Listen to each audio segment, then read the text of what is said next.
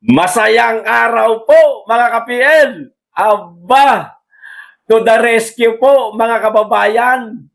Ang Solicitor General kay Marcos, talagang ipinagtatanggol ho nila ang amo nilang bangag mga kababayan dito ho sa inihaing petisyon ni dating House Speaker Pantaleon Alvarez na sana sumailalim si Marcos una sa physical examination para nga naman malaman ng publiko kung fit to work pa ba ang ating presidente. Kung kaya niya pa bang gampanan ang kanyang pagka-presidente. Kung kaya niya pa bang pamunuan ang Republika ng Pilipinas. Kung hindi ba totoo ang mga paratang na siya di umano ay meron ng malubhang karamdaman kagaya ng colon cancer na napabalita po noong mga nakaraang buwan. Pangalawa, hair follicle drug test, di ba?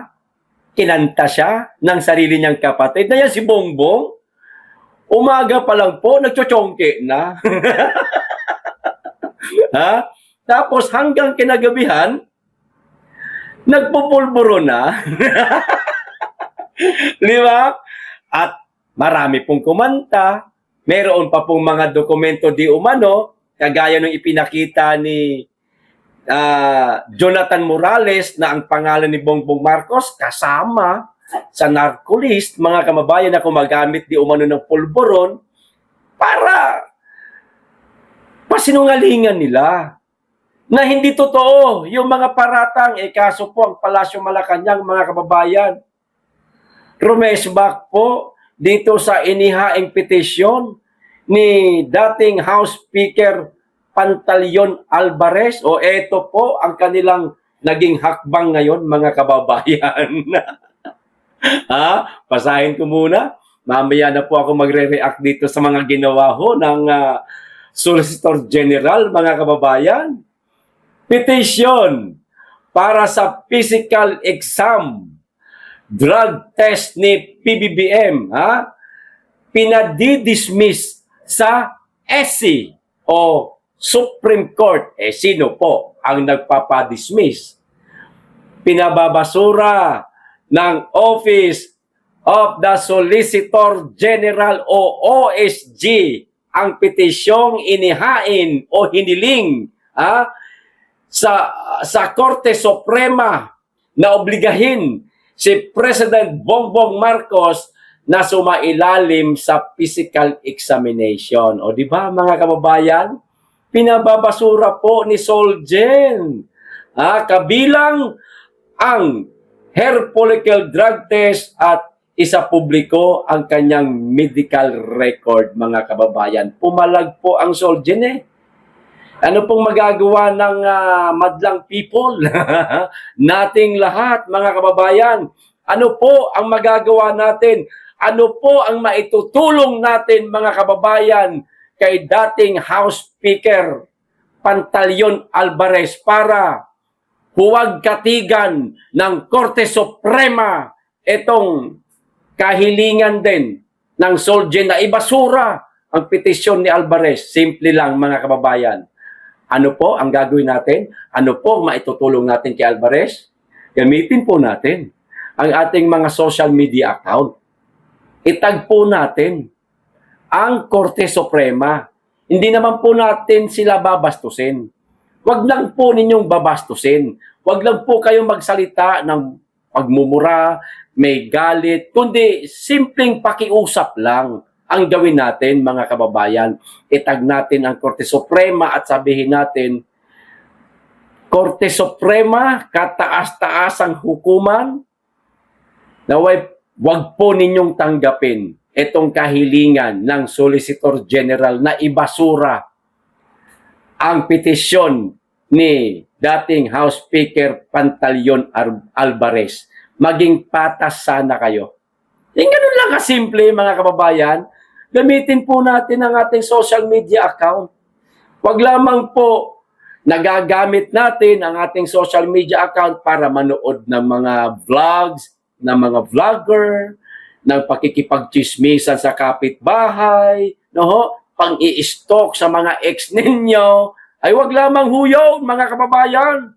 Gamitin po natin ito para po sa katotohanan, kahilingan, para po ito sa ating bayan. O ito pa, inihain nina dating House Speaker Pantaleon Alvarez at iba pa ang naturang petisyon.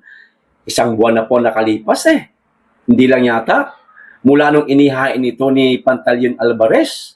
O giet ng OSG, labag sa doctrine ng presidential immunity ang petisyon. Aba, may ganun pala, mga kababayan. Hindi po tayo maalam pagdating po sa mga presidential immunity na yan, no? Doktrina ng presidential immunity, hindi po tayo maalam dahil hindi naman po tayo naging presidente. Ano? Kung totoo man ito, aba, papaano po ang publiko naghuhumiyaw, nagsusumigaw na ilabas ang medical record ng presidente at magpa-hair follicle drug test, abay mababaliwala. Aba, Korte Suprema, gumawa po kayo na ibang hakbang. Kayo lamang po ang tanging nakakaalam. Para mapagbigyan po ang maraming publiko na ito rin po ang kahilingan, kagaya ng petisyon ni dating House Speaker Pantaleon Alvarez. O ito pa, wala rin umanong legal na standing ang mga petitioner dahil hindi sapat na botante at taxpayer sila upang magkaroon ng karapatang magsampa ng kaso. Aba, wala naman daw palang hindi porke taxpayer kayo, hindi porke botante kayo, hindi porke binoto nyo si Marcos nung nakarang halalan, basta-basta na lamang kayo hihiling ng gayaan. Parang ganyan po ang gustong palabasin ng Solicitor General, mga kababayan. Pagtatanggol po nila sa amo nilang bangag, mga kababayan. Simple lang po. Simple lang. Bakit po nila hinahadlangan? Bakit po nila pinababasura sa Korte Suprema ang inihaing petisyon ni dating Congressman at Speaker Pantaleon Alvarez? Simple lang. Siyempre, para wag po nating malaman na totoong bangag si Marcos. Di ba, mga kababayan? Para huwag pong mag-corroborate ang sinasabi ni Amy at sa resulta ng kanyang hair follicle drug test. Sa madaling salita, mga kababayan, siyempre ayaw pong ipaalam ng Solgen na gumagamit ng droga yung amo nila. Wag, malalaman. Wag, mayayari ang amo namin. Pag nayari ang amo namin, yari kaming lahat. Di ba? Sa droga pa lang yan, mga kababayan. Kamusta? Solgen, Malacanang, Marcos, Antecler. Ayan, masigla ang presidente. Nakikita ng publiko, naglalakad siya sa napakahabang lakarin kapag ka nasa event siya. Mukha naman siyang masigla. O di kahit itong medical bulletin na lang ang ibigay ninyo sa publiko. Isa publiko ninyo. Kahit yan naman lang sana, kahit wag na lang yung pagiging durugista niya ayon sa kanyang kapatid. Kahit wag na lang yan, obvious naman na, amen, yung isang taong gumagamit ng droga, alam na po namin ang mga sintomas niyan, kung ano ang mga nakikitang reaksyon sa mukha. Katulad ng, kumakaliwa, kumakanan yung panga. Isa pa lang isa pa lang nakikita natin, yan pa lang, mga kababayan. Kasi hindi naman po nandidilat ang mata ni Junior. kundi yung asawa niya lang kokak, yun po ang madalas na dumidilot ang mata. Di ba, mga kababayan? Malacanang! Kahit yung medical bulletin na lang ni Marcos, ilabas ninyo sa publiko. Isa publiko ha. Dapat naka-live habang ginagawa ang pag-hair follicle drug test sa kanya. No? At sana sa Korte Suprema, hiling ng publiko, simple lang mga sir, mga madam, lalo na kay Chief Justice Leonen, sir, isa po kayo sa mga ginagalang ng publiko. Mataas po ang respeto namin sa inyo. Lalo na kayo isang matuwid. Sir, kayo po ang nakakaalam kung ano ang remedyo dito sa inihain din ng Solje na ibasura ang petisyon ni Alvarez. Kayo po ang nakakaalam niyan, Korte Suprema. At kayo na rin po sana, no, ang manguna. Kahit man lamang po sa medical bulletin ni Marcos, kahit yan na lang, magiging masaya ho kami. Huwag na lang po yung paggamit niya ng droga. Karapatan po siguro naman ng bawat Pilipino na malaman kung fit to work pa ba ang presidente. O, anong masama doon? Di ba? Walang masama doon. Ibigay niyo po sa publiko yan. Kahit yan na lang.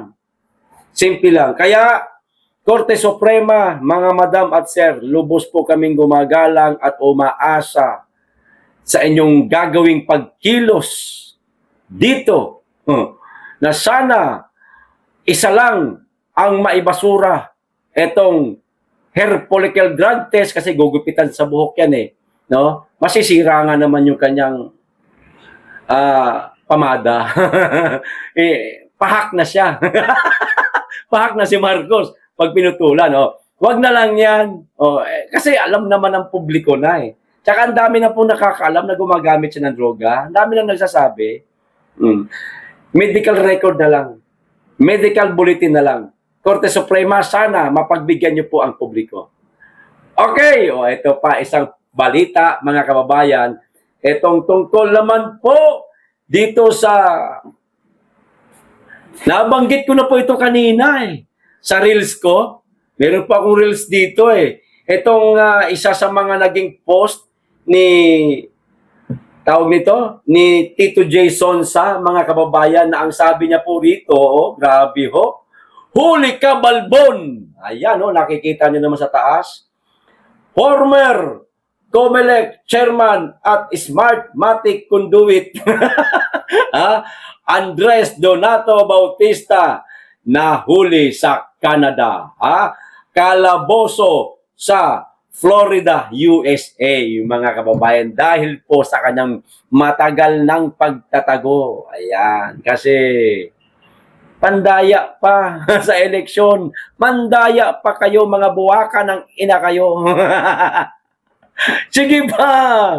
Lokohin nyo pa ang publiko sa pamamagitan ng Smartmatic ninyo na yan, mga buwaka ng ina kayo. O di ano ngayon, nagtatago kayo. Kung totoo man, itong mga naipost po ni Tito Jason sa mga kababayan, sana kumilos ang gobyerno, kumilos ang mga otoridad, sunduin doon sa Florida, USA, itong si Bautista, iuwi sa Pilipinas at panagutin sa mga nagawa niyang pagkakasala dahil di umano, isa siya sa naging instrumento para mangyari ang dayaan nung mga nakaraan pa, mga kababayan.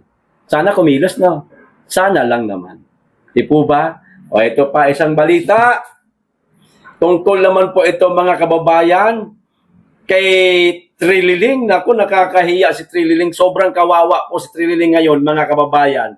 Itong si Gringo Hunasan, ayan, nakikita niyo naman po, bumuo po, mga kababayan, ng isang grupo na tinatawag po na Reform PH Party. Ito, basahin ko na lamang po. Gringo Honasan launches Reform PH Party with roots in Magdalo, former rebels and Muslim fighters, mga kababayan. Okay?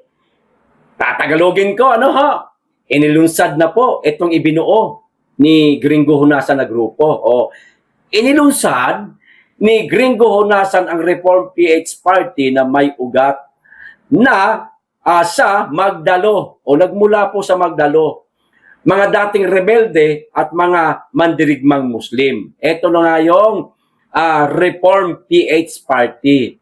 Pero sa kasamaang palad po para kay Trililing, mga kababayan, yung ipinagmamayabang niya pong grupo na Magdalo, alam niyo ho ang ginawa ng mga kasamahan niya, mga kababayan? Tinalikuran na ho siya. Ito, ayan, some Magdalo members ditch, mga kababayan, ditch, tinalikuran. Trillanes to join Honasan's Reform PH Party alongside former rebels, Muslim fighters, mga kababayan. Ang sarap po basahin sa Tagalog At sabi ho dito, ilang miyembro ng Magdalo tinalikuran si Trillanes para sumali sa Reform PH Party ni Honasan kasama ang mga dating rebelde at Muslim fighters, mga kababayan. Wala na. Si Trillanes, wala na, mga kababayan. Iniwan na po ng mga kapwa niya Magdalo kasi wala Tumatanggap po, mga kababayan Yung mga Magdalo na kasama niya dati, matitinuho yun, mga kababayan. Hindi po tililing ang utang. Wala pong tililing yung mga... Ayun, tinalikuran siya. Kasi nakipagsabuatan na ho siya sa malasindikatong gobyerno, mga kababayan Tumatanggap na di umano siya ng mali-maleta Ayon sa 18 Marines, mga kababayan Napakayabang, napakaangas. Kagaya lang naman po natin, sibilyan. Wala na ho siyang koneksyon sa gobyerno. Hindi ho siya senador, hindi congressman, hindi mayor, natalo nga. Di ba, mga kababayan? Tapos magbibitbit po ng arrest warrant di umano mula pa sa ICC para kay Bato. Anak ng yawa naman talaga, ICC lang Puta na. Nung sinabi lang na mula sa ICC yung arrest warrant para kay Bato, doon palang foul na, mga kababayan Wala pong jurisdiction. Tarantado ka. Tililing. Ang ICC sa ating bansa. Bakit tila ikaw na ang naging pulis ng ICC? Naknang yawa ka. Sarap mong murahin hanggang mag-20 minutos itong oras. Ito minuto pala.